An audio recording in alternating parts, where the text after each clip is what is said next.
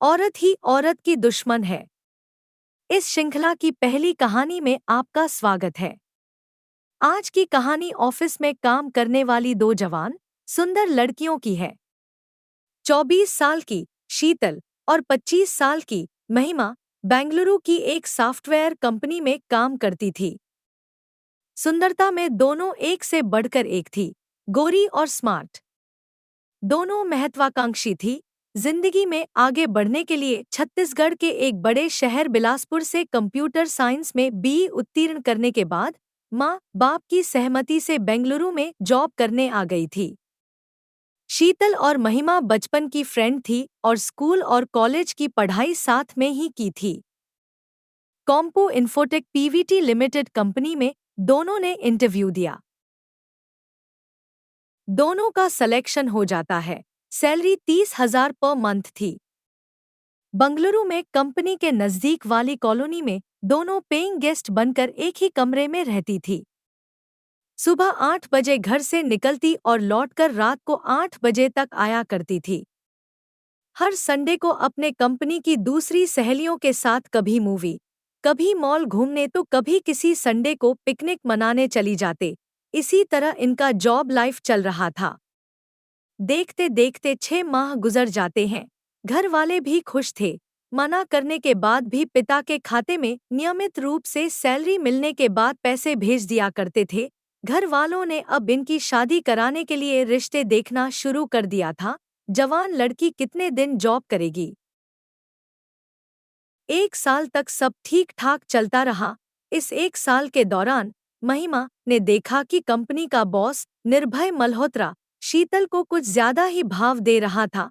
बात बात पर उसे बुलाना, उसके साथ हंस हंस कर बातें करना, देर तक कमरे में रोक कर रखना, जबकि काम की जिम्मेदारी शीतल और महिमा दोनों पर बराबर थी। निर्भय मल्होत्रा 32 वर्षीय एक बच्चे का पिता था। उसे सिर्फ अपने कंपनी के कामों से मतलब होता था। उनकी कंपनी में अधिकांश अविवाहित लड़कियां ही थीं। अपने सभी एम्प्लॉय के साथ हंसते हुए ही बातें करना उसका नेचर था और काम लेने का तरीका भी था। ऐसा नहीं था कि वह सिर्फ शीतल को ही देर तक अपने कमरे में बैठा कर रखता था। काम के सिलसिले में महिमा को भी देर तक बैठा कर रखता था। चूंकि कमरा बंद रहता है तो अंदर क्या चल रहा है, बाहर वाले को पता नहीं चलता। दोनों को एक दूसरे पर शक होता था कि बॉस और उनके बीच कुछ गलत हो रहा है, पर हकीकत में ऐसा कुछ भी नहीं था। 6 माह बाद मल्होत्रा की पर्सनल सेक्रेटरी शादी के चलते जॉब छोड़ने वाली थी। वह पद शीतल या महिमा दोनों में से किसी एक को मिलने वाली थी। पर्सनल सेक्रेटरी बनने से एक तो बॉस से नजदीकियां बढ़ेंगी और दूसरा सैलरी डबल हो जाएगी। सम्मान, इज्जत और पहचान मिलेगी वो अलग से। मिताली और शीतल को ये बात मालूम थी कि निर्भय शादीशुदा है। निर्भय की धन दौलत और संपन्नता को देखकर यह सोच भी उनके मन में आ गई थी कि यदि निर्भय चाहे तो उसकी रखैल बनकर भी रखे तो उसके साथ जिंदगी गुजार लेगी। मिताली और शीतल को उस जगह पहुंचना था और निर्भय से नजदीकियां बढ़ाकर अपने मकसद को पूरा करना था। पर दोनों को एक दूसरे के लिए मन में गलतफहमी थी कि निर्भय मिताली को ज्यादा तवज्जो दे रहा है और मिताली को लगता है कि शीतल को ज्यादा तवज्जो दे रहा है। उन्हें लगने लगा कि यह अवसर एक दूसरे के कारण हाथ से निकल जाएगी और इस कारण से दोनों की बचपन की दोस्ती में खटास बढ़ने लगती है। एक दिन शीतल के पास पिता का फोन आता है कि एक रिश्ता जम रहा है, लड़के वाले देखना चाहते हैं। शीतल ने पहले तो जाने से मना किया पर पापा के ज्यादा प्रेशर देने से बिलासपुर आने की हामी भर देती है। इसी प्रकार महिमा के पास भी 2 हफ्ते पहले उनकी मम्मी का फोन आया था। उसने आने या ना आने का कोई जवाब नहीं दिया और फिलहाल उस वक्त बात को टाल दिया था।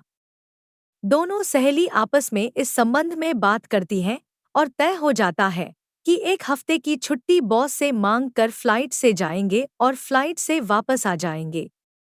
बॉस से दोनों को छुट्टी मिल जाती है। बॉस उन्हें बेस्ट ऑफ लक बोलकर ऑफिस से विदा कर देता है। बिलासपुर पहुंचने के बाद लड़के वाले दोनों के घर आकर देख लेते हैं, पर लड़के वालों के विचार जानने के पहले ही ये दोनों लड़कों को रिजेक्ट कर देते हैं, क्योंकि उनका इरादा कुछ और था, उनकी आकांक्षाएं अलग थी। दोनों के दिमाग में सिर्फ निर्भय मल्होत्रा था। 2 दिन बाद उन्हें वापस जाना था, तो दोनों ने मिलकर बिलासपुर के अपने कॉलेज फ्रेंड के साथ एक वाइन और बियर की पार्टी मिताली के एक फ्रेंड के घर अरेंज करवा लेती हैं। उस फ्रेंड की फैमिली गांव गई हुई थी, घर खाली था। पार्टी में उनके खास 4 दोस्त और कुछ सहेलियां पार्टिसिपेट कर रही थी। खाने पीने का दौर शुरू होता है। एक दूसरे को फ्रेंड पैक बनाकर दे रहे थे। धीरे धीरे सभी पर नशा छाता जा रहा था। शीतल को शायद ज्यादा नशा हो गई थी। वह उठकर सोफे में लेटने चली जाती है। तभी उस कमरे की खिड़की से गोली चलने की आवाज आती है। सभी चौंक जाते हैं। सबका नशा उतरने लगता है। वे देखते हैं कि मिताली जमीन में गिरकर तड़प रही है। उसे गोली लगी थी।